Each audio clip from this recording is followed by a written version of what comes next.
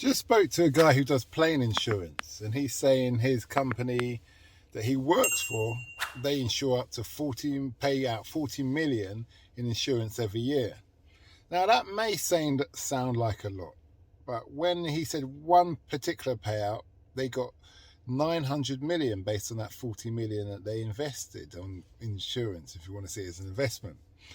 And that went to things like, the death of the family, the death of the staff, the customers, the payout to the families who lost their loved ones, the replacement of the plane, the luggage, and etc., etc., etc.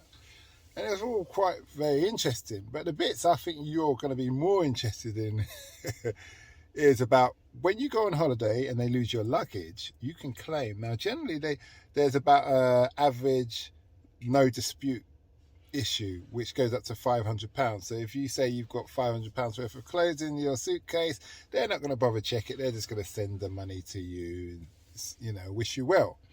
But there was a case where two people, young guys from up north, claimed £20,000 worth of clothing in their suitcase, and they took them to court. Now, funnily enough, in this case, it was allegedly in the papers and all that things. I don't read the papers, but I didn't see. They did win. The young guys did get the payout because obviously the aviation industry has to prove that they didn't buy those clothes. And these guys don't have to necessarily prove that they did, because who keeps the receipts for your clothes? They could have been old clothes, all that kind of thing. But the basic thing was aviation wanted to send a message, and why they wanted it in the paper and everything, to let people know, don't take the mick with us. We may have made a mistake or whatever, but don't take the mick.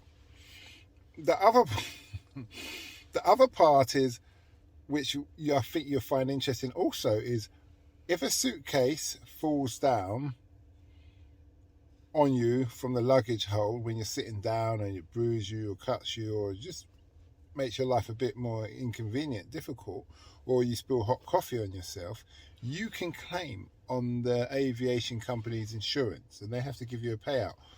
But you can't claim if you take a complimentary.